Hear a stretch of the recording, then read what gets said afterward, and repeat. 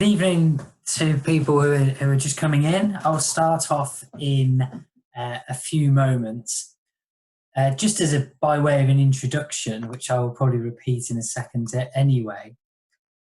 This webinar is about how we can use cricket to boost our mental fitness, and is using everything that's already in the game for us to just consider a little bit more and remind ourselves that this wonderful sport has more to it than just the things we see on the surface. And a lot of the things which we probably call something else can be reframed as being good for mental health as well. So I would hope by the end of this kind of 20 minutes or so that people will be able to see the sport not just as something that we do for other reasons, but something that can be used very simply to look after mental health and to actually improve it.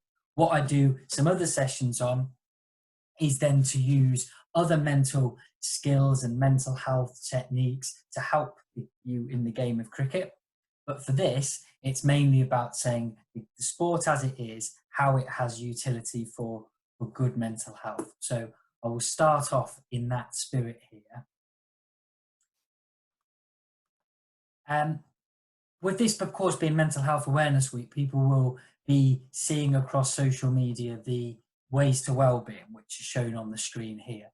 And what I've done for this talk is just adapt it slightly with something I did a few years ago, where I took the ways to well-being and then tried to make them fit to opening up cricket. So this will be my attempt at doing that. But even as we look at these 5 ways to well-being, hopefully when we just see them, we can pull out some things that we get from cricket. This is, any health organisation in the world would say these are the key things. This graphic happens to be, I believe, New Zealand in origin, but you'll have the NHS talking about this, healthcare services anywhere in the world, about these 5 keys to mental wellbeing. So from cricket, we've got connect. Even at the moment, when we're not seeing people in person, people are staying in touch via a number of methods. We've got within our sport staying active, whether it's through fielding, whether it's through our training or the game itself. We've got the opportunity as teammates to give. And even if we're not playing the sport, if we're involved in a club environment, as a scorer, as an administrator, as an umpire, we're giving something back, all good for mental health. And it gives us the opportunity, cricket, like so many other sports, but perhaps extended from other sports, to keep learning.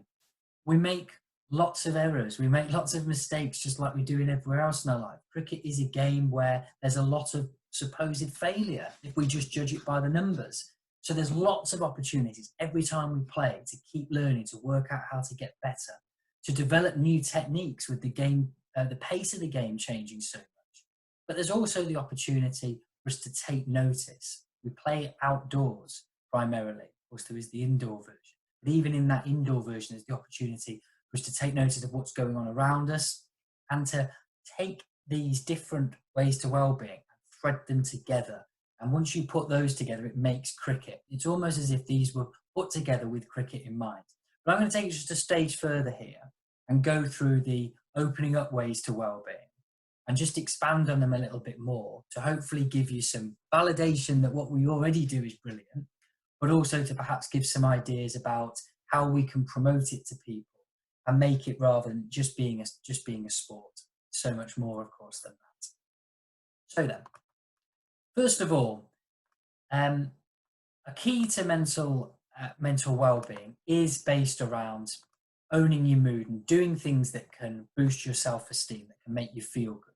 So this picture, of Virat Kohli, people have probably seen the video of him in the nets at the SCG, where he's just cracking the ball everywhere and having such a great time doing it. We're not all Virat Kohli, but by playing sport, there's the opportunity to do something that we enjoy, that we have some stake in, and understanding our role in a team. It doesn't have to be the person who's the big century maker. It can just be someone who's a useful part of a team in another way. So cricket's an opportunity for us to own our mood, to do something we're good at, to find some meaning, as well as all the other things that flow from it. And And that, I think, for any coaches or leaders who are listening to this, of course, that's part of our objective, to empower people to see what they're good at and to find their niche and their role in it, so that you want to keep coming back. Like I hinted at before, of course, cricket gives us the opportunity to put on our trainers or to physically exercise. There are so many benefits to your mental health from maintaining good physical health and fitness. And the clearest one that we can see is once we've completed some exercise, the endorphins that are released around our body, which make us feel good, a form of reward for the exertion that we've put in. And cricket does provide opportunities to be physically active. It doesn't have to be getting down and doing press-ups between balls, but it can be within a particularly demanding fielding drill, or depending on people's levels of fitness, where they are in their life, simply being up and active for a few hours is something that can make that really big difference. So if we're looking to extend that, we can be saying to people that the physical work that we're doing is also good for our mind. It also keeps us sharp. It helps us be able to make decisions better. A lot of those links between how our body works and then how our mind works. We also get the opportunity to eat well. I would imagine people might be looking at this image and thinking, is this eating well? Are donuts, jam tarts, muffins and pork pies examples of eating well? Well, I've got two perspectives on this. One is that I would hope we don't have this style of cricket tea every day. So there's an appreciation there that actually, as part of our wonderful weekend form of cricket, we can have this lovely spread and it's something to look forward to. But also, pushing on from that, we gain an awareness of what foods work for us and which don't, and then how that can influence mood. If you speak to players, whether they play professional or play for recreation, they will know what things they can have at certain times. So if they're fielding next, they might avoid certain types of food and move towards some others. So what this can do as well is get us understanding how different things impact both our physical health and our mental health, and thinking of foods which make us feel good, which give us energy, but in the case of a lot of the sugary stuff, energy is quite short-lived and we get a bit of a drop-off, or whether we're looking at slower releasing forms of that as well. So cricket is, because of the food element in it, it gives us a good opportunity, say with younger players, to have those conversations about food and healthier choices. And of course, there will be times where we do indulge, which is fine, of course, if it's irregular. So that's something there that we can build as a piece to think about our relationship with food, and going a little bit further to think about our understanding of what works for us and what works for others. An equally challenging area is this: notice you drinking.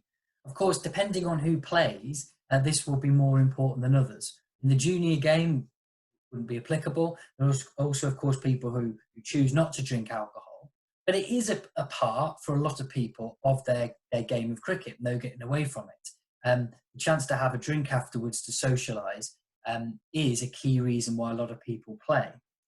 And the beautiful settings that we play the game in, with the sun coming down just after a game, a lovely experience to have.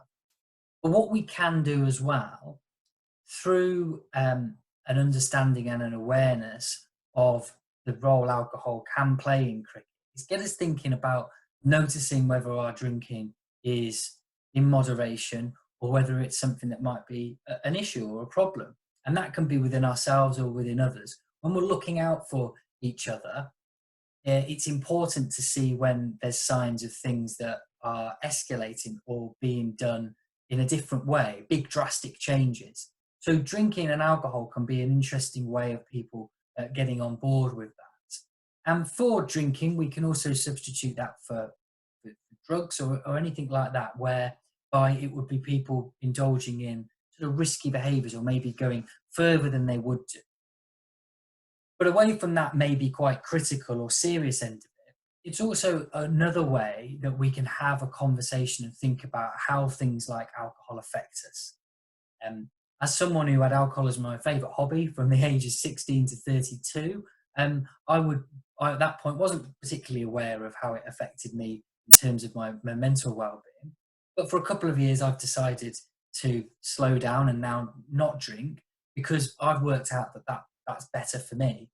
Um, but I've only managed to get there through cricket and through having conversations and discussions based around that. So the drinking thing is an awkward one. Don't want to fly into a place and be accusing people of things and so on, but it is worth considering because alcohol is there. We can see, what role does it play? Is it useful? Is it a part of the social thing, or is there an issue there perhaps? Something to reflect on. But some of the classic ones here, things that we maybe already do, that even just reminding ourselves that as we do it, it's good for us, is important. One of the keys that we're noticing, of course, in this period of lockdown, and the reason why there are media articles around people having difficulties adapting to how we're living, is the lack of contact with other people. The contact that we do have is artificial through social media, through phone calls, indirect ways of connecting with people.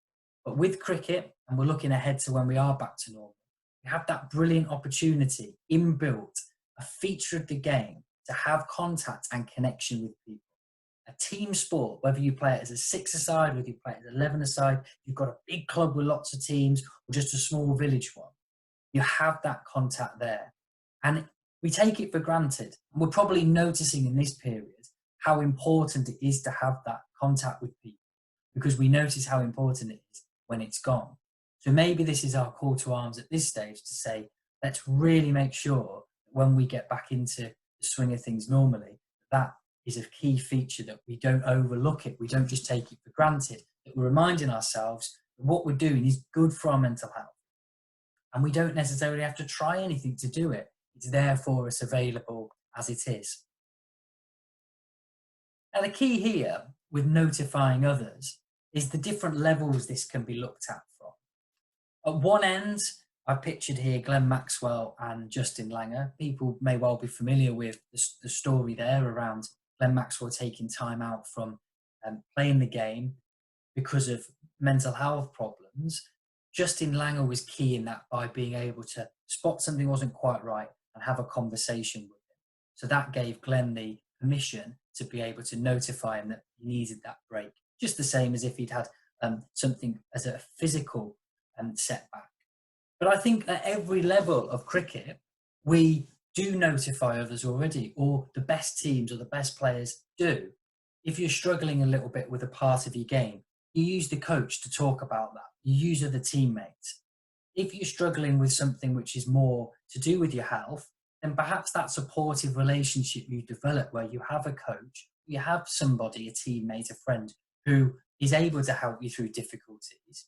Cricket, in that case, maybe be someone who can support you when there's something more profound with your health there. And I often use examples in the other sessions of people like Alistair Cook. Alistair Cook, who made a feature of the way he played the game, or plays the game, sorry, of notifying others, of seeking help, of realizing that the strength for him was in getting support to help him get better, help him maintain his standards. So that principle is really, really important. And I've told the anecdote a number of times now that I was directed to by a former teammate of Cook, saying at the end of a day's play, he asked this other player how he played these two bowlers, and could he give him some tips? Could he go through it with him? Now, this is Alistair Cook, one of the greats, asking for help. But he realised he could have muddled through it on his own, or he could have asked someone else who he thought had done it well and get the benefit of that. And then, of course, that notifying others goes into the benefit it has for someone else.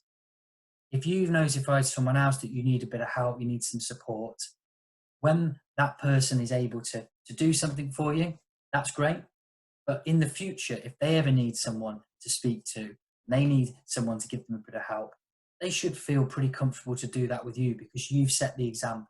So I think in any cricket setting, we can be great at saying this is an important part of the game. This is something that helps us, not a weakness. It's in fact the opposite.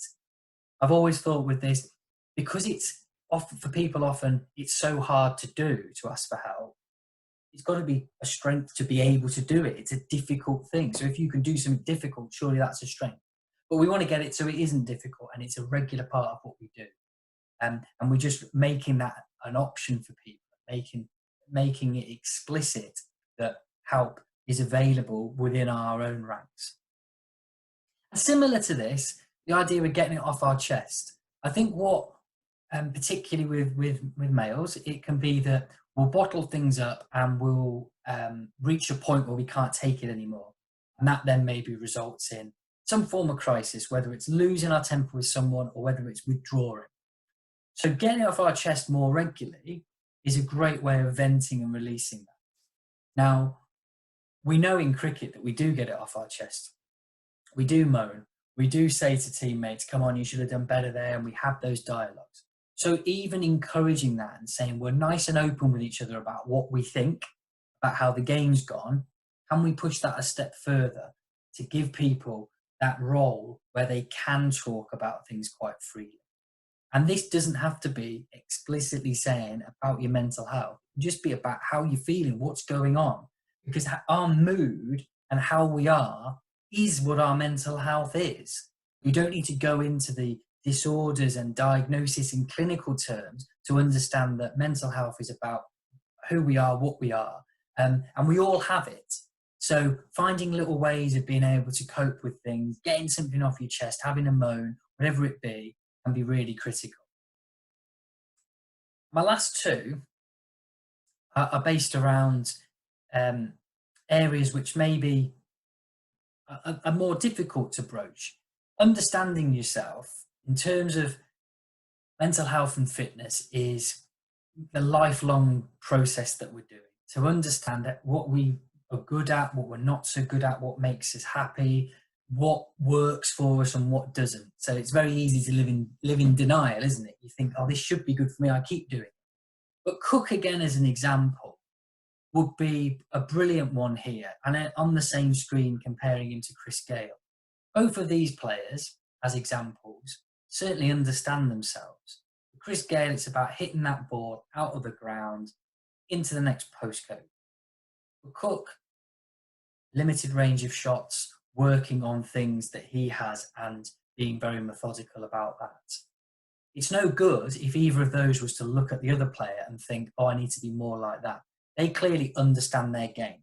So a route to helping people for their mental health and fitness understand themselves and work out what works for them. Cricket is the best route available for us to do that, because with our bowling, with our batting, with our fielding, we all need to know the little bits and pieces that work for us. Not every bowler can be 90 miles an hour. But if that person understands they can be useful bowling slower, but having more control or more variations, or a batter can realise that they don't need to hit it out of the park, they can actually be really good at manoeuvring with singles, and whatever it is. So getting people to say, do we understand ourselves? The best players, of course, do. They know their limitations, they know their strengths. That process, which is great for cricket, then gives us the template that we can use in other areas of our lives. And the key is care for others. We do care for others in cricket. We might not call it caring. We might call it something else, call it teamwork, call it camaraderie. But we do care for others. When someone gets hit for four, we don't just scream at them, or we certainly shouldn't. That was dreadful. We find a way of encouraging them. If we lose a game and a teammate has had an unsuccessful part of that, it's been highlighted, we console them, we look after them, because we realise it's a team game. And there is that thing, of course, about cricket, that there's these individual components that are put under a team banner. But we do care for people. We spend so much time with them. We spend so much of our hard-earned money playing the sport with them and inhabiting those environments that we do care for each other. And it's just a case of using cricket to maybe go that little bit further and to let the people know that we do care about them. And it's not easy. It's not straightforward to get past a lot of the banter and saying someone's this, someone's that. But however appropriate, to remind them that we've got each other's back, and whether it's to do with when we're on the pitch, or more importantly, when it's off the pitch, what we've got is something that is special. And as a team sport, cricket for me, like no other, provides all these things that are excellent and essential for good mental health. The beauty of it is it's all there in front of us. We could just can see about how we can extend it, how we can remind others that we work with or we play with that this is what it's all about. It couldn't have made a sport better for it, in my opinion. It's got all the mental skills that are involved, the mental agility we need to have, the teamwork, as well as those moments to reflect and to pause. So we have all of that going on with it as well. And in fact, my mnemonic that I've been trying to spell out here, you might have noticed each of the first letters of the state of the bullet points was a letter spelling out opening up cricket. So we've got OPE, etc. I've missed out the P for pause. So that kind of scuppered that. That should have been just before this. But I think the pause is really important to finish on. For those who play cricket for recreation, it is our pause from the rest of the world. Being out there when you've put your phone in the changing rooms, when you've crossed the white line and all you've got is you and 10 other players, that is your release. Whatever's gone on at work, whatever's happening at home, you can just focus your attention on that. Same as if you're just having a net, you're doing some fielding. Understanding that we need to have a break in things is absolutely critical.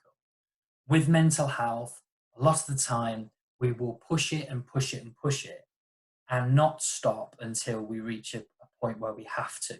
With physical fitness and health, we ration it and realize that too much in one go can cause an injury.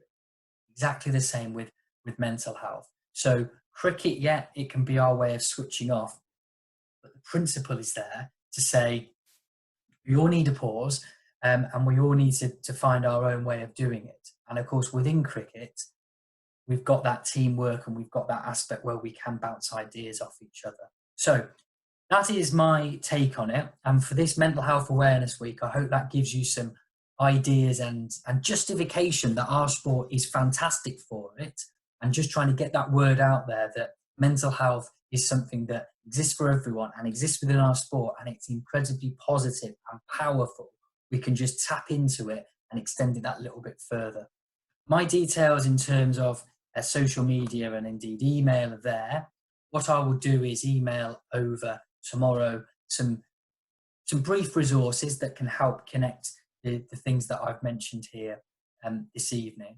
But I'm always really interested in hearing from people about what their experiences are, how they find mental health and cricket and how the two go together.